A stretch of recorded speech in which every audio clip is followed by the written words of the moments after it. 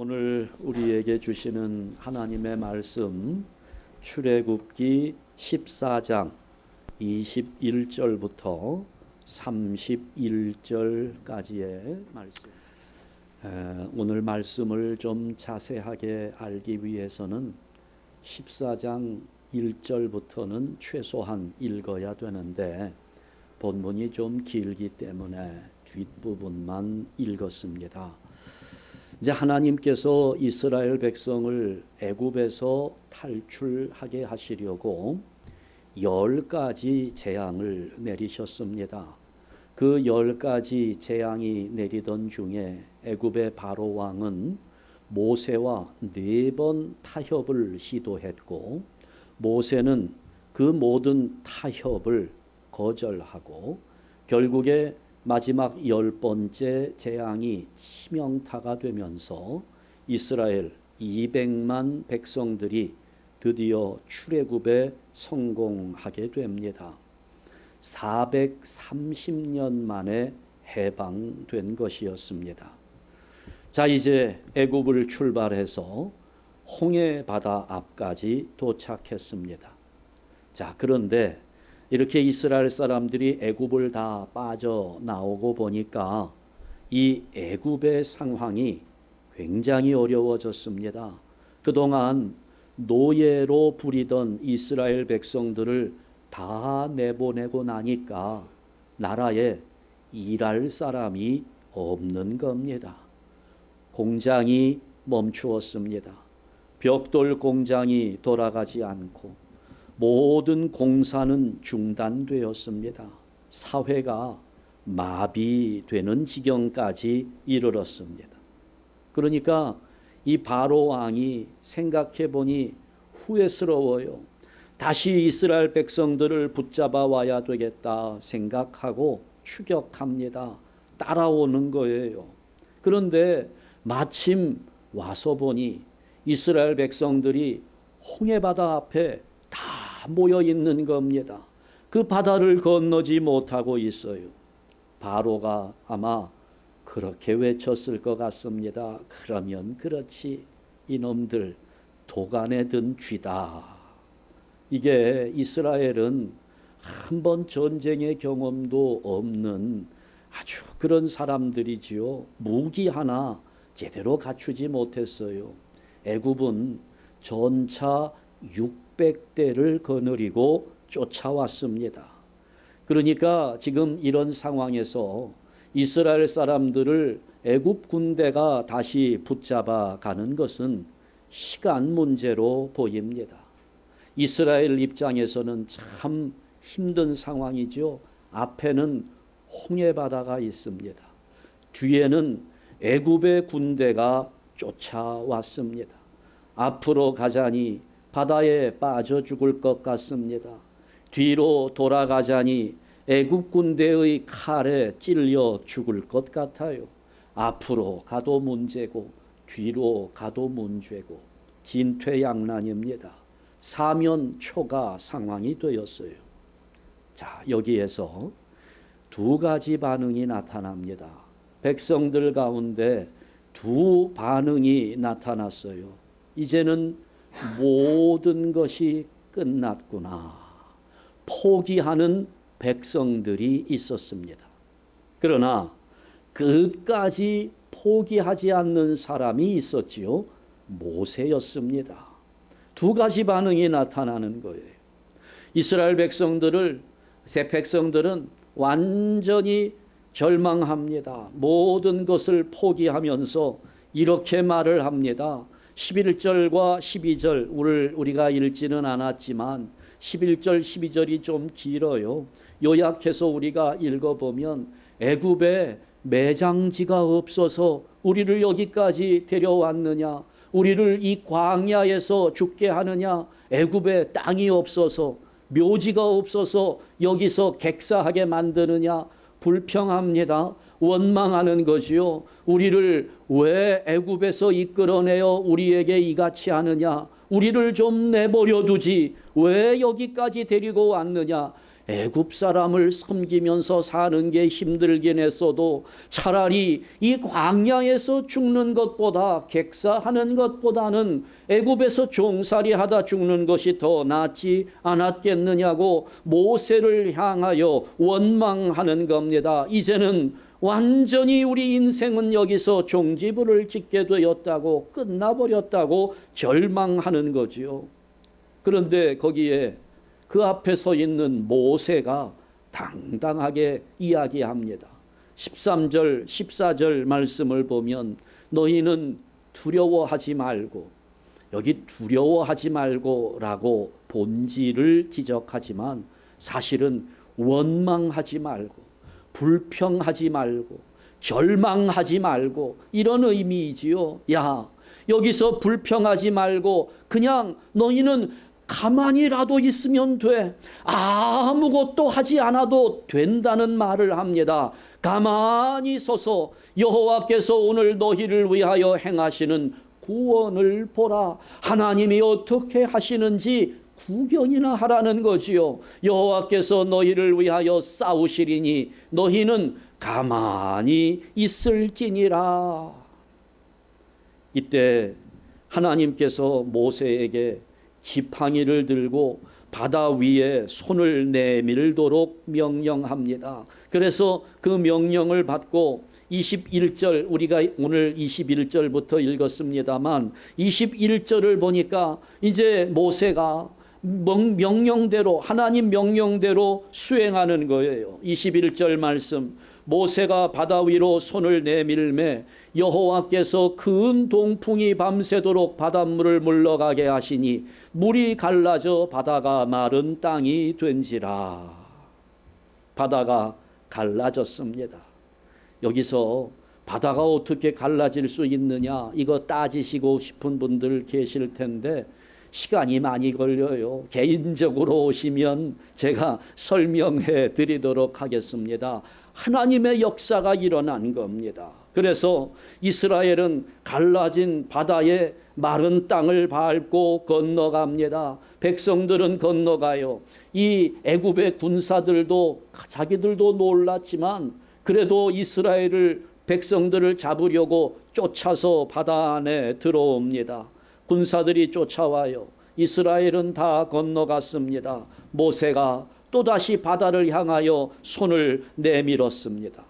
갈라졌던 홍해바다가 원위치 되면서 애굽 군사들은 그 바다에 다 빠져 죽었습니다. 자, 이게 이스라엘 백성들이 지금 출애굽하는 여정 속에 드러나는 하나님께서 인도하시는 길입니다. 하나님께서 인도하시는 길, 이스라엘 백성들이 걸어가고 있는 그 길, 하나님이 인도하시는 길인데요. 그 길을 우리가 한번 생각해 보려고 합니다. 첫 번째, 하나님께서 인도하시는 길은 지나봐야 알 수 있는 길입니다. 그 길은 지나는 동안에는 잘 알 수 없어요. 지나고 보면 알 수 있는 길입니다. 이것이 하나님이 인도하시는 길이에요. 애굽에서 가나안 땅까지 하나님이 백성들을 인도하시는데 가보면 알 수 있는 길입니다. 현실을 보면 어려워요.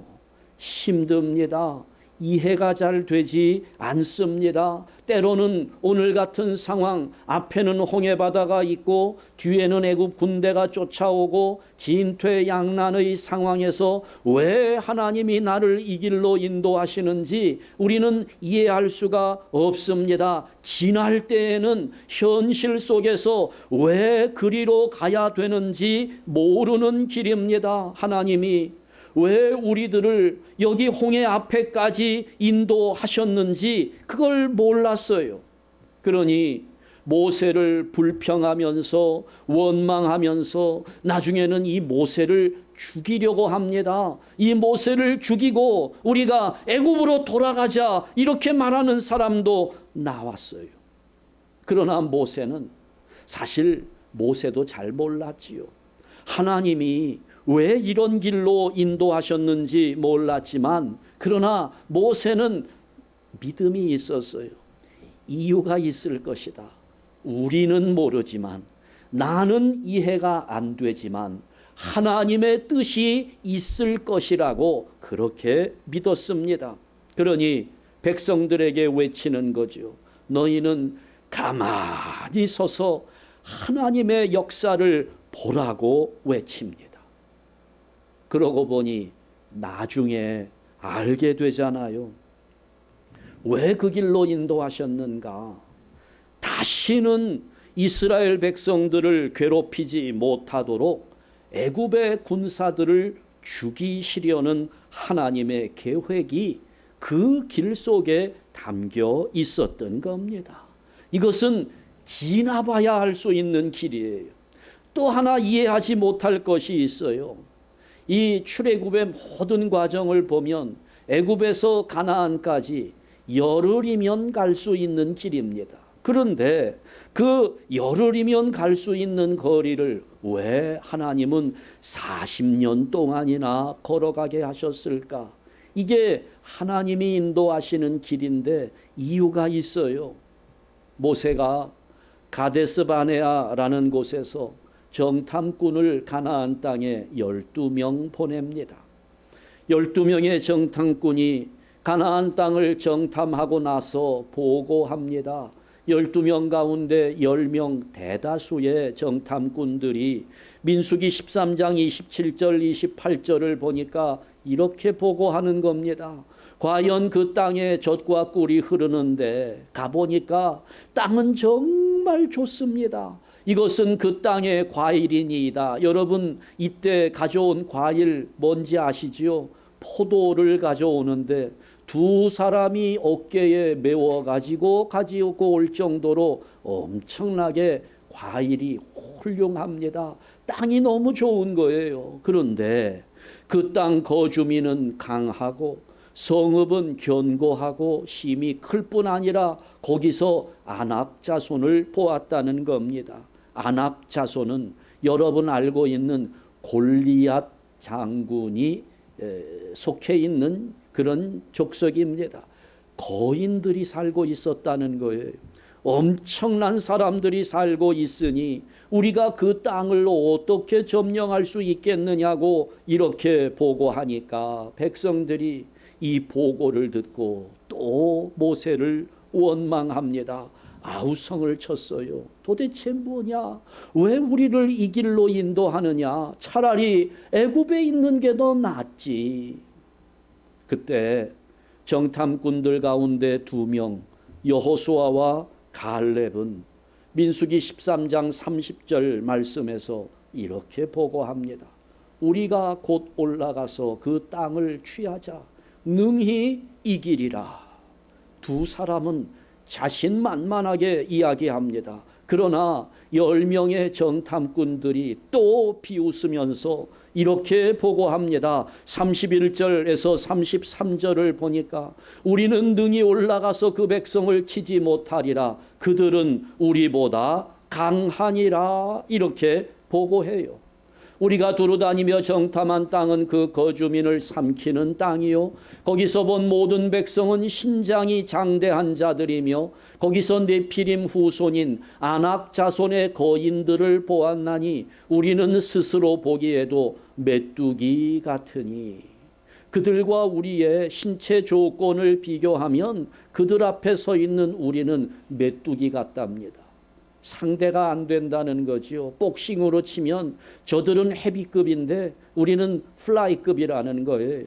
상대가 되지 않죠. 한 방 맞으면 우리는 아마 100m 뒤로 날아갈지도 모른다는 그런 보고를 하는 거지요. 어찌 싸워 이길 수 있겠느냐. 백성들이 또 난리가 납니다. 원망하고 하나님을 원망하고 모세를 원망하고 그러면서 이제 우리가 다른 지도자를 세워서 다시 애굽으로 돌아가자고 백성들이 이야기합니다. 여러분 그때 하나님께서 하시는 말씀 민수기 14장 27절에서 35절 말씀을 보게 되면 나를 원망하는 이 악한 회중을 내가 어느 때까지 참으랴. 이제 하나님도 아마 인내의 한계가 오신 것 같아요.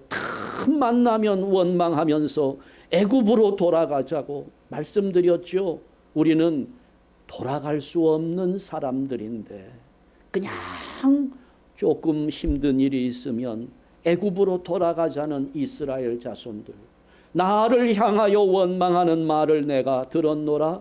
여분네의 아들 갈렙과 눈의 아들 여호수아 외에는 내가 맹세하여 너희에게 살게 하리라. 한 땅에 결단코 들어가지 못하리라. 너희의 자녀들 왜 40년을 돌아가야 했는지 하나님이 직접 이유를 설명합니다.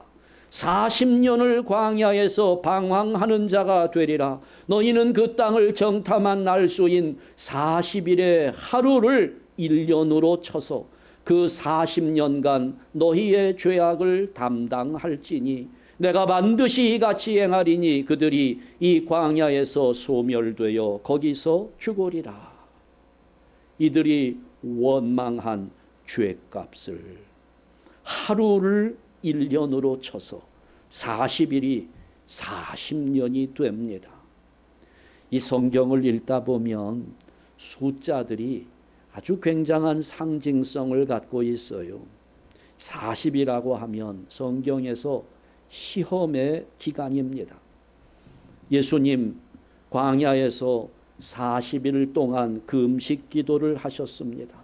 그것은 인류의 구세주로서 영적인 사명을 감당하기 위한 시험의 기간이었습니다. 40일입니다. 예수님은 승리하셨습니다.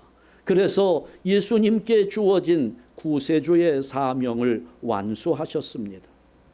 모세가 40일 동안 시내산에서 금식하며 성막과 십계명과 율법을 받습니다. 그것은 모세가 지도자로서의 사명을 감당할 수 있는지를 시험받은 기간입니다.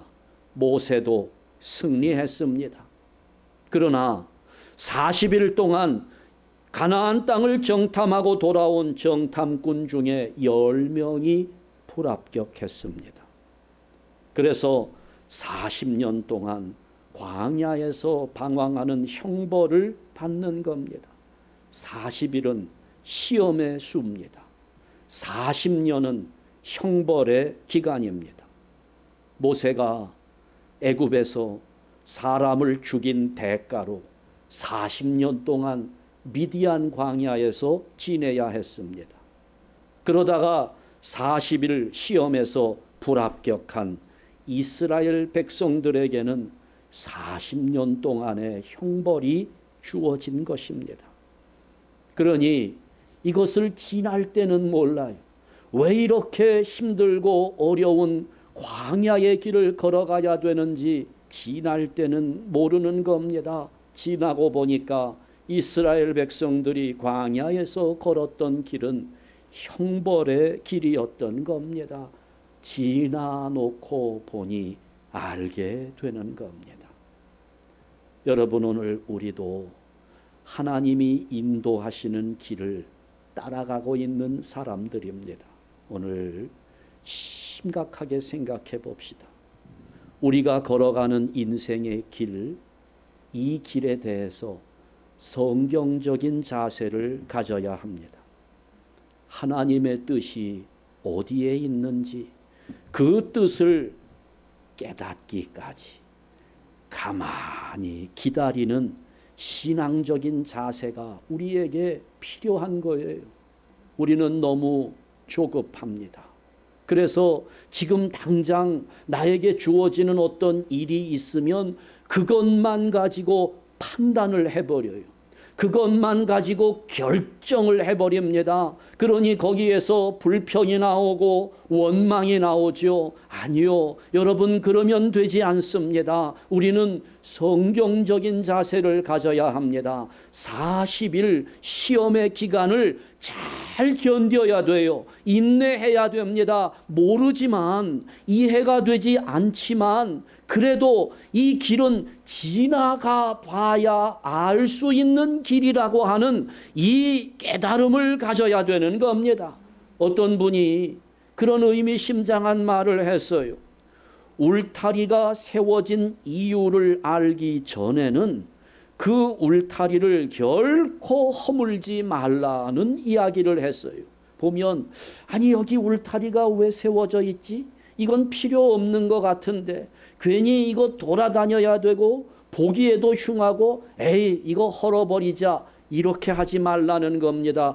왜 울타리가 여기 서 있는지 이유를 알 때까지는 결코 헐어버리지 말라는 거예요. 여러분, 하나님이 인도하시는 길, 지금은 우리가 알 수 없어요. 나중에 그 길을 걸어가 봐야 알 수 있는 길입니다. 그러니 걸어가면서 지금의 시점에서 불평하지 마시기 바랍니다. 원망하지도 맙시다. 절망할 이유도 없는 겁니다. 하나님이 인도하시는 길이기 때문에 나는 이해가 안 돼요.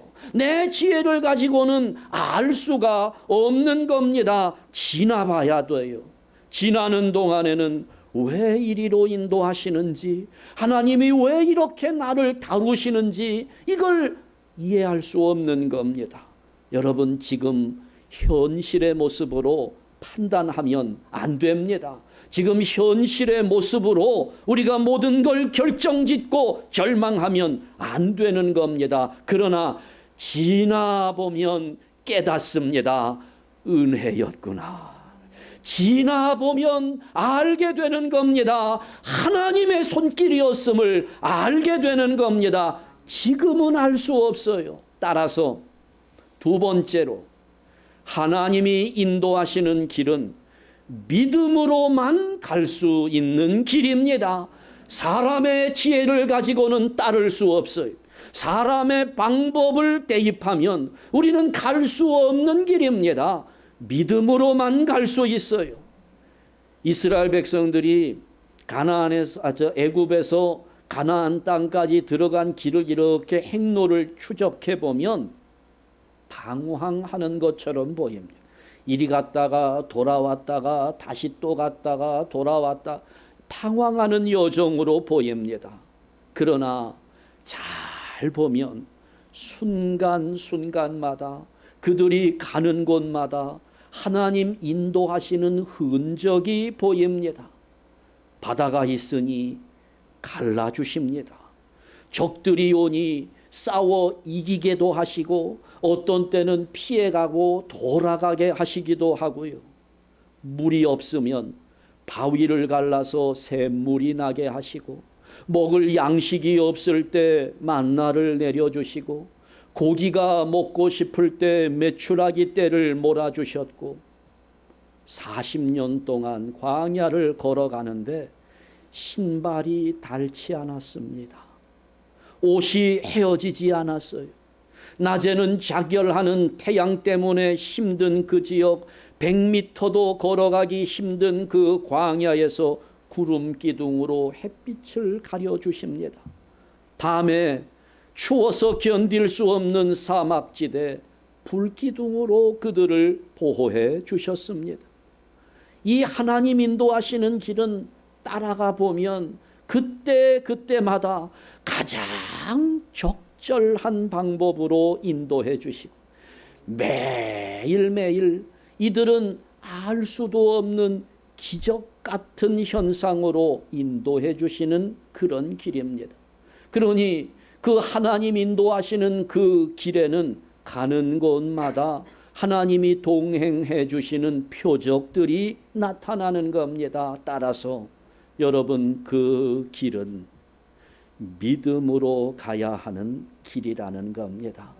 우리 인생의 길은 믿음으로 가야 합니다.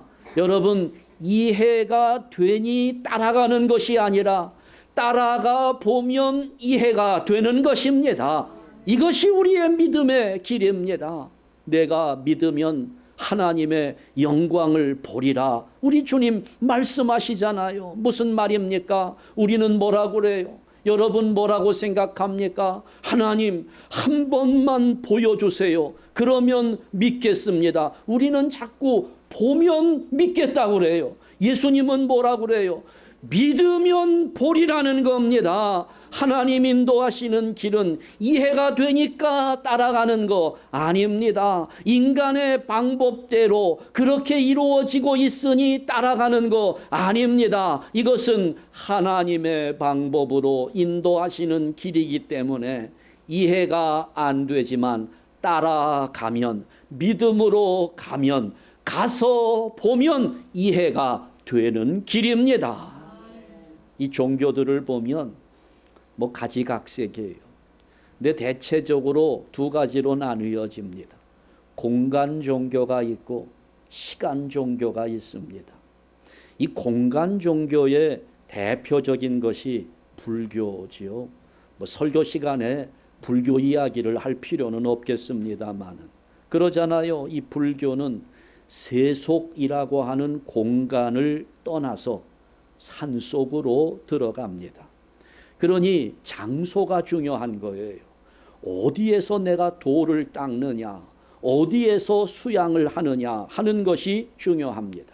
그러나 우리 기독교의 신앙은 공간 신앙이 아닙니다. 왜? 하나님은 어디에나 임재하시기 때문에 공간이 중요하지 않습니다. 내가 가나안 땅에 있든지 광야에 있든지 관계가 없어요. 하나님은 어디에나 계시는 분이기 때문에 우리가 어느 특별한 장소를 찾아갈 이유가 없는 거예요. 우리가 좋아하는 찬송가 있잖아요. 높은 산이 거친 들이 초막이나 궁궐이나 내 주 예수 계신 곳이 그 어디나, 어디예요? 하늘나라. 여러분, 공간이 중요하지 않아요. 하나님이 지금 여기에서 역사하고 계신다는 그 믿음이 오늘 우리에게 있는 겁니다. 그 하나님이 뭐라고 약속합니까? 우리와 항상 함께 하신다는 거예요. 늘 동행하신다는 겁니다. 네가 어디로 가든지 무엇을 하든지 두려워하지 말아라. 놀라지 말아라. 담대하게 나아가는 겁니다. 왜요? 내가 너와 함께 하기 때문이라는 것입니다. 하나님 인도하시는 우리 인생의 길, 우리가 다 함께 믿음으로 따라갈 수 있기를 주님의 이름으로 축원합니다. 그래서 우리가 이렇게 잘 모르지만, 이해는 안 되지만 믿음으로 따라가는 그 길, 이게 하나님 인도하시는 길인데 그 길을 가보면 세 번째, 축복의 길입니다. 하나님이 예비하신 큰 복이 우리들을 기다리고 있는 거예요. 믿음으로 가기만 하면 복이 있습니다. 여러분, 우리가 가는 길이 힘들고 어려우니까 이 길은 아닌 것 같다라고 생각될 때가 많지만 아니에요. 여러분, 길이 좋은 길이냐 나쁜 길이냐 하는 것을 결정짓는 것은 그 길이 깨끗하게 포장되었느냐 비포장도로냐 이것이 결정하지 않습니다. 뭐가 결정합니까? 목적지가 결정하는 겁니다. 그 길이 목적하는 그곳이 복된 곳이라면 비포장도로라도 좋은 길입니다. 그 길이 나를 죽음으로 인도하고 나를 사망으로 인도하는 길이라면 아무리 깨끗하게 포장되어 있어도 그 길은 나쁜 길이지요. 그 길 자체가 결정짓는 것 아닙니다. 목적지가 축복이면 가는 그 길은 축복의 길이 되는 겁니다.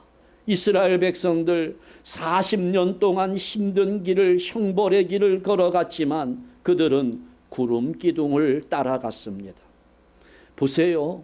자기들 마음대로 가는 거 아닙니다. 모세가 가는 길, 모세가 인도하는 길, 그래서 모세가 쭉 가다가 지금까지는 직진했으니 우회전 한번 해보자. 또 우회전해서 쭉 가다가 아까는 우회전했으니까 이번에는 좌회전 한번 해보자. 이렇게 가는 길이 아니었다는 거지요. 구름 기둥이 인도하는 대로만 따라갔던 길입니다. 12지파의 족장들이 모여서 회의를 하고 그래서 지혜를 짜내고 의논을 하고 그렇게 해서 결정한 길로 가지 않았습니다. 많은 사람들이 원하는 길이 어디냐 투표해가지고 그래서 많은 사람들 표를 얻은 그 길로 간 것 도 아닙니다. 평탄한 길이 어디냐? 순조로운 길이 어디냐? 그것을 찾아가지도 않았습니다. 이것은 이미 만들어진 길, 이것은 지금 우리가 만들어야 하는 길, 이런 것 따지면서 이미 만들어진 길로만 가지도 않았습니다. 그냥 그곳이 길이든 아니든 구름 기둥이 인도하는 대로만 따라간 겁니다. 그렇게 따라가 보니까 가나안 땅에 들어가게 되는 겁니다. 그래서 그 길은 축복의 길이 될 수 있었던 거예요. 여러분, 우리가 분명하게 알아야 할 것 한 가지 있습니다. 부모가 가지는 최고의 소원은 자녀가 잘 되는 것입니다. 그렇지요? 내가 잘 되는 것보다 자녀가 잘 되는 것이 우리에게는 더 큰 소원입니다. 우리는 하나님의 자녀입니다. 따라서 하나님이 가지신 최고의 소원은 하나님의 자녀인 우리가 잘 되는 것입니다. 그런데 하나님에게 공짜가 없어요. 우리가 할 일이 있습니다. 하나님 앞에 나오기를 즐거워하는 자를 하나님은 사랑하신다는 사실입니다. 하나님 앞에 나오기를 기뻐하는 자에게 하나님은 은혜를 주시고 복을 주신다는 거예요. 하나님 앞에 나오기를 즐거워합시다. 기쁘게 나옵시다. 어때요, 여러분? 오늘 교회 오실 때 아니 벌써 일요일이야? 아니 왜 이렇게 주일은 빨리 와? 이렇게 오셨습니까? 아니면 어제 그제 아니 왜 이렇게 예배 시간이 빨리 안 돌아오지? 빨리 교회 가야 되는데 이런 마음으로 오셨습니까? 하나님 앞에 나오기를 기다리고 하나님 앞에 나와 예배하는 이 시간을 사모하고 그래서 달려나와 기쁨으로 예배할 때 하나님은 그 자녀를 얼마나 사랑하시고 그 자녀에게 얼마나 큰 사랑을 베풀어 주시겠어요. 미션스쿨 다녀보신 분들은 알겠습니다마는 이게 기독교 학교에서는 의무적으로 체프를 참석하게 되어 있습니다. 어떤 대학에서 한 대학생이 채플에 참석했어요. 이게 기독교 대학에서 학생들 채플에 참석하게 하면 거기 즐거운 마음으로 참석하는 학생이 하나도 없습니다. 다 억지로 끌려가는 거지요. 그거 점수를 못 받으면 졸업을 못 하니까 할 수 없이 일주일에 한 번 있는 채플 시간에 참석을 하는데요. 제가 신학대학교에 숨겨있는 비밀 하나만 누설하지요. 신학생들도 채플 참석하는 것을 싫어합니다. 가기 싫어서 억지로 갑니다. 어떤 때는 그 채플 참석할 때 자기 표를 집어넣거든요. 함에다가. 그것도 대신 집어넣어주는 사람도 있어요. 대리 출석을 하는 거지요. 신학교에도 그래요. 그러니 예배 참석하는 것이 이게 그렇게 즐거운 일일 것 같지 않지요. 그 학교에도 다 억지로 참석해요. 이 학생도 억지로 참석을 했습니다. 그러니 학생들이 그 채플 시간에 의무적으로 앉아 있으면서 찬송을 부르는 시간에 찬송도 부르지 않고 성경 봉독하는 시간에도 한숨만 푹푹 쉬고 목사님이 앞에서 그냥 열정적으로 외쳐가면서 설교를 하는데도 비아냥거리면서 흥흥거리면서 비웃는 그런 목소리들이 여기저기서 나오는데 그 목사님이 열정적으로 설교하고 난 다음에 이렇게 말했습니다. 자, 결단의 시간을 가지겠습니다. 누구든지 예수님을 만나기 원하는 사람들은 앞으로 나오십시오.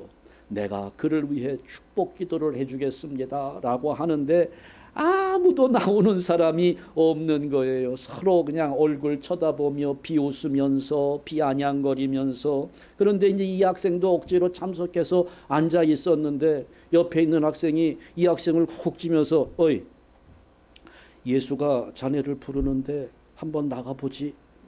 장학금이라도 줄 알아? 한번 나가봐. 그런데 이 학생 마음을 예수님이 두드리고 계셨던 거예요. 그래 이 학생이 용기를 내서 앞으로 나아갔습니다. 처음에는 야 나가봐. 장학금 줄지도 몰라. 예수가 부르는데 나가봐 할 때 그 이야기를 들은 주변에 있는 학생들이 그냥 책상을 치면서 깔깔대고 웃는데 그런데 이 청년이 앞으로 나아간 거예요. 영접했어요. 내가 예수님을 나의 주님으로 영접합니다. 이게 오랜 시간 걸린 것도 아니고요. 그 짧은 한순간 누구든지 나오시오 했을 때 이 학생이 떠밀리다시피 하면서 나왔는데 나온 그 자리 그 순간에 하나님이 그 학생 마음을 만지신 거예요. 그 학생의 이름이 스탠리 존스입니다.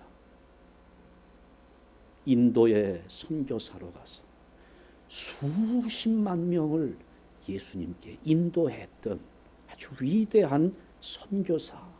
선교사들에게는 영적 거장으로 인정받는 분입니다. 여러분, 주변에서 사람들이 아무리 비웃고 아무리 나를 조롱하고 한다 할지라도 우리 하나님 앞에 즐거움으로 나오는 자를 하나님은 사랑하시고 기쁨으로 예배하는 자에게 하나님은 하늘의 큰 은혜와 축복으로 채워주신다는 사실을 믿으시기 바랍니다. 하나님이 인도하시는 그 길로 가면 축복이 있습니다. 그렇습니다. 하나님이 인도하시는 그 길은 오늘 본문을 보니까 바다도 막지 못하는 길입니다. 홍해바다가 앞에 있기 때문에 못 갈 줄 알았습니다. 애굽 군대에게 죽을 줄 알았습니다. 그런데 이들은 건넜습니다. 애굽 군대가 죽었습니다. 내가 죽을 것 같은 그 자리에서 나의 대적이 죽음을 당하는 겁니다. 이것이 하나님이 인도하시는 길입니다. 바다도 막지 못하는 길, 그 길은 지나가 봐야 알 수 있는 길입니다.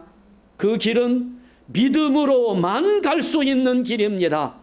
그 길은 하나님의 복이 예비되어 있는 길입니다. 우리 모든 성도들 이런 하나님 인도하시는 길을 알지 못해도 이해는 안 돼도 믿음으로 즐겁게 하나님을 따라가며 주님과 동행하는 성도들로 복받는 성도 되시기를 주님의 이름으로 축원합니다. 기도하겠습니다. 하나님 아버지 감사합니다. 우리 한샘 교회에 은혜가 넘치게 하옵소서. 하나님이 인도하시는 길로 믿음을 가지고 따라가는 은혜가 우리에게 넘치기를 원합니다. 도대체 하나님은 왜 나를 이 길로 인도하시는지, 왜 이런 인생을 경험하게 하시는지 우리가 우둔하여 깨닫지 못할지라도 우리 하나님께서는 우리를 가장 선한 길로 인도해 주시는 분임을 믿고 나아가도록 우리 한샘교회 성도들에게 은혜를 넘치게 허락하여 주시옵소서. 아버지 하나님, 우리는 알지 못해도 믿음으로 하나님 인도하시는 길을 따르기 원합니다.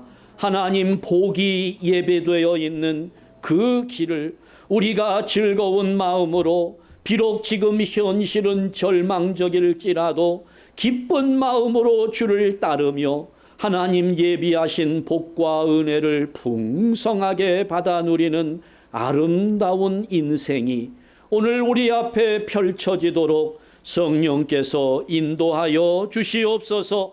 예수 그리스도의 이름으로 기도하옵나이다. 아멘.